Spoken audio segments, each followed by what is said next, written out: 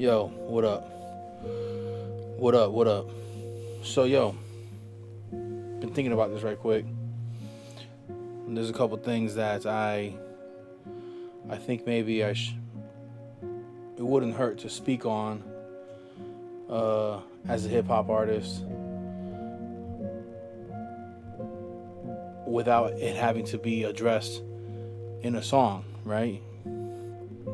Even though as a hip hop artist, as a MC, ideally things should be addressed in a song, like put it in a song, but this topic doesn't really have anything to do with me personally, so I don't want to impose myself in it through the medium that I chose creatively. So instead, I'm just going to speak on it, right?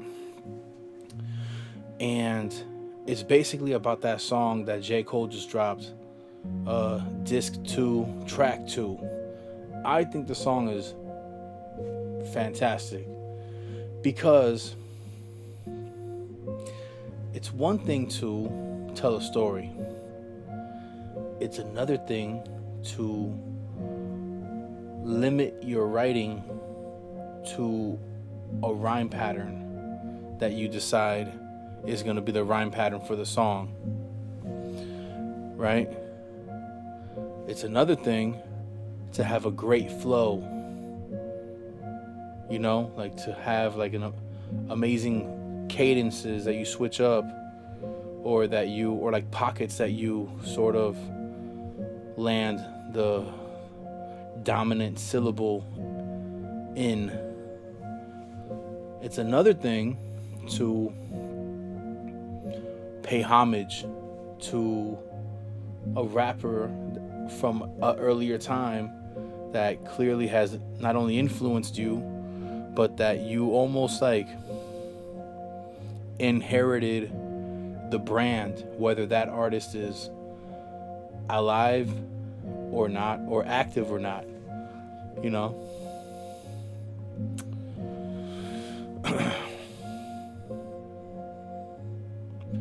And for J. Cole to do all of those things simultaneously on that song, Disc 2, Track 2, is like incredible to me, right? I've always liked J. Cole. I felt like he was the best rapper in his tier of hip hop artists. You know, I'm talking about in his tier, in other rappers that he's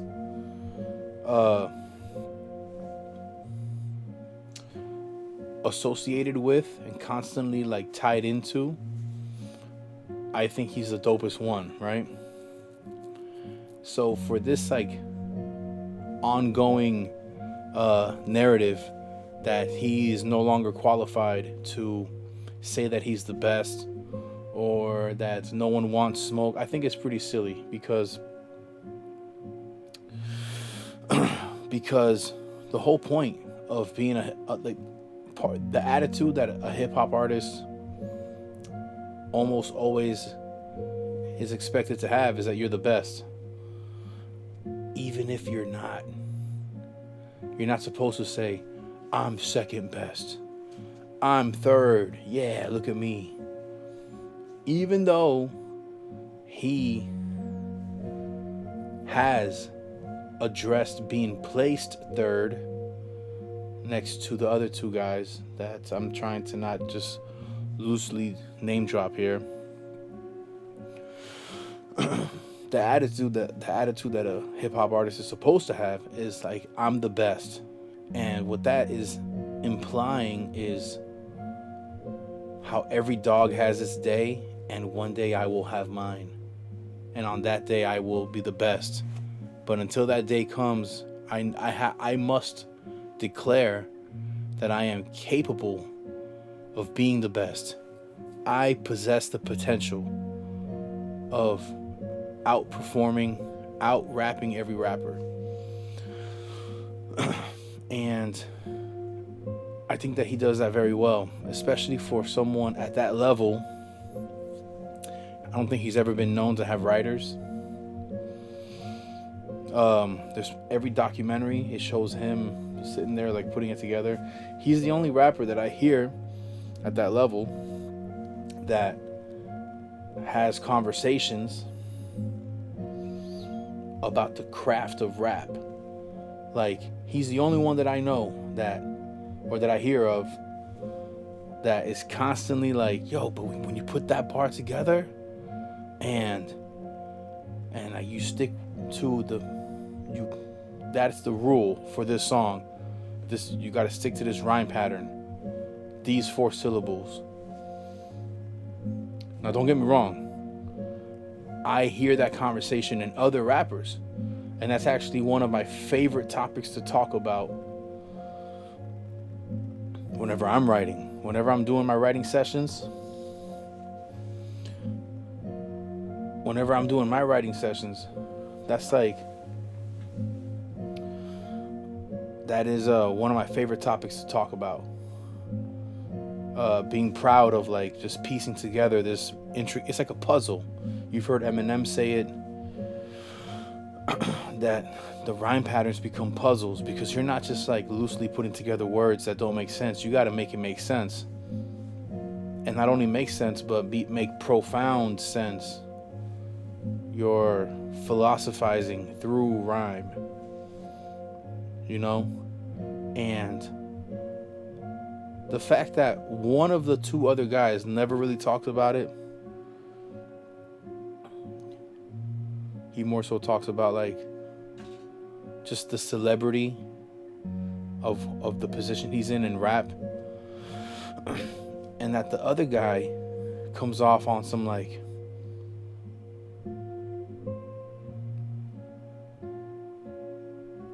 the technicality of my craft isn't important. What's important is my message. It comes off pretentious, but that's another topic. So for part of the rollout for J. Cole's The Falloff to be basically like my best material, is going to be my last project, and I've been working on this for like 10 years, and I planned it this way because I already have peace with the idea that the fall off is inevitable. Instead of trying to have this like unrealistic longevity, I'm going to express gratitude that I made it at all. It's dope.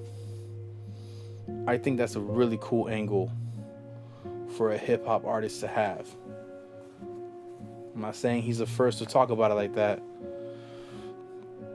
but it's dope that it's being presented so sophisticatedly. Because then when the beat drops, and then you just hear him get into his raps, it's dope, and it's cool, and it's high level. You know? You know what I just thought of right now is no one knows what it means, but it's provocative. It gets the people going. But it's ill, bro. And I think that if you really are an appreciator of hip hop, it would serve you well to be graceful with expressing your opinions on this cat J. Cole, man. Like, it takes a lot of courage to drop a diss record, it be awesome, because I remember social media on the few days after he dropped it, where everyone was like, yo, this cat kind of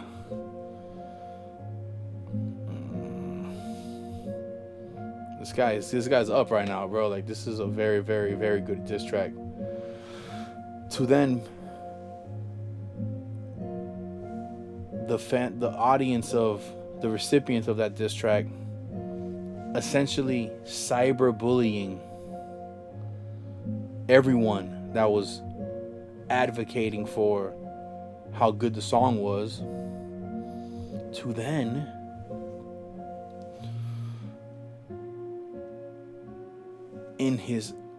at his own festival, not at some show he performed somewhere, not at some interview that he had on the album rollout, nah, not on a Instagram live, not on some influencer's live stream, no, in front of the world at his own festival, apologize. Like, bro, you know how much courage that takes, bro? To perform, have a flawless performance as far as like not forgetting your lyrics, not running out of breath. Like, he puts on an immaculate top tier show and then takes a moment and apologizes to the guy that he dissed, knowing that he cares about the guy.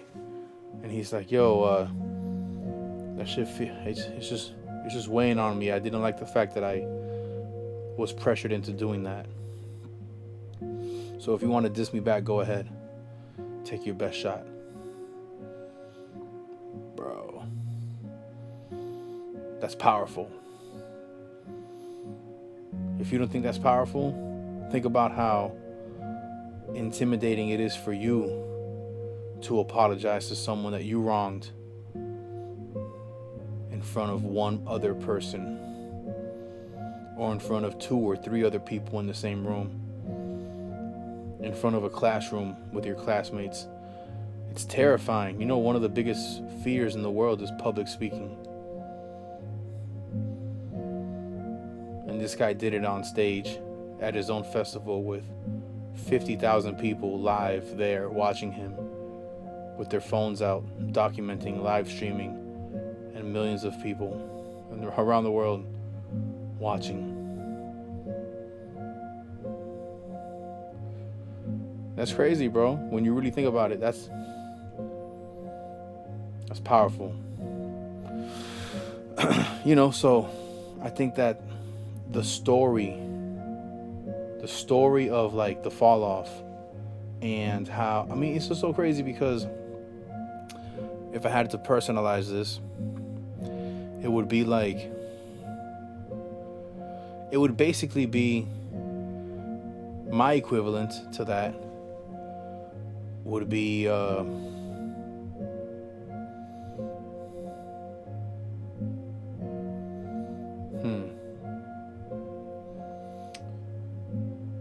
how, like, throughout my pursuit in rap, my life in rap, from my first project in 2011 all the way till 2020, I just did music. Like, just, I was fully creative. It wasn't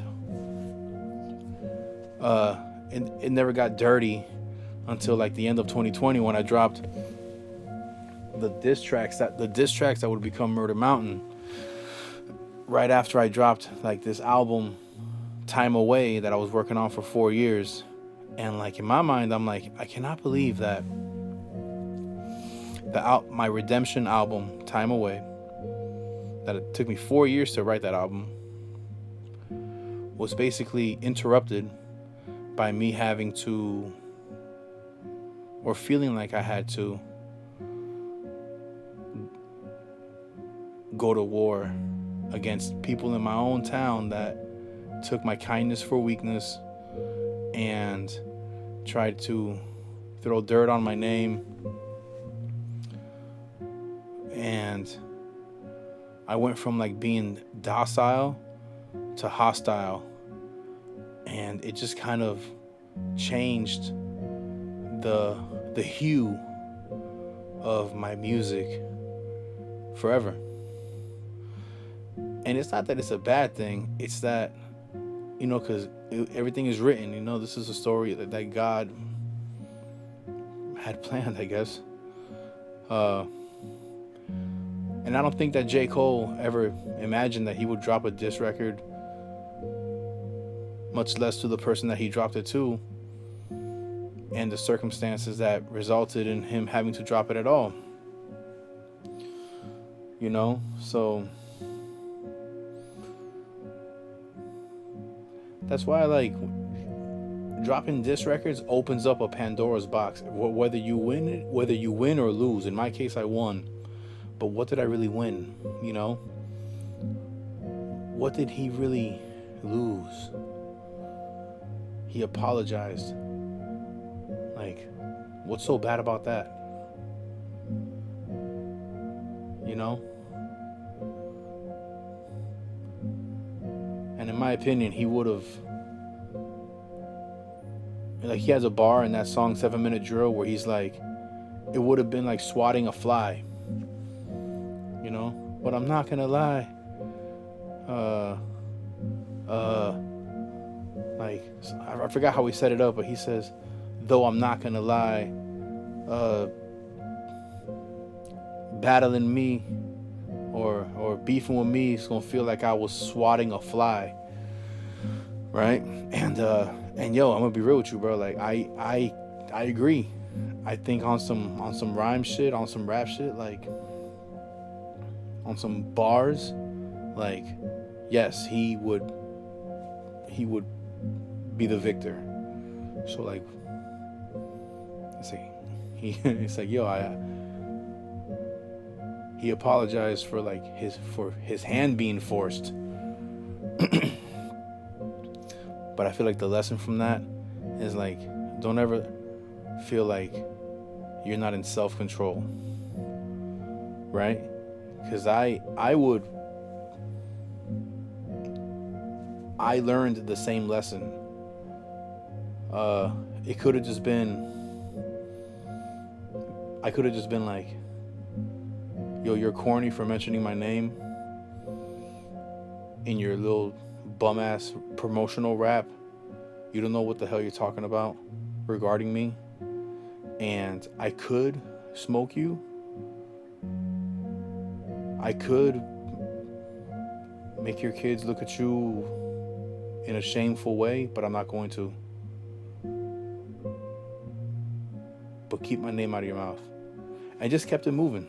But instead, I entertained it, and that opened up a whole can of worms. And then once the can of worms is open, you know, you got to go fishing. You're not just going to let that go to waste. And I caught a lot of fish. But, so, yo, I feel like J. Cole, and really not just J. Cole, but, like, the narrative around him, where because he apologized, he's disqualified from the conversation of rap, is ridiculous. He's easily the best rapper in his bracket of rap star. He's the best. There are some rappers that I feel like are as good or better than him, but none at his level of, like, celebrity. There are rappers on lower tiers of fame and popularity that I feel are superior to him, but this ain't really about that. I just don't want you to get the wrong impression when I say he's the best. I mean, he's the best in his tier of, like, rap star. You know? But yeah, I'm looking forward to hearing the Falloff. I think that's going to be a really poetic way to retire. And hopefully, if that truly is his retirement, hopefully he actually retires. Though I wouldn't be opposed to just hearing him somehow, like, reintroduce, like, a like what would precede, like, what would proceed, not precede, but proceed the fall off, the maybe like the climb up or something. I don't know. But anyway, that's all I gotta say about that. Yeah.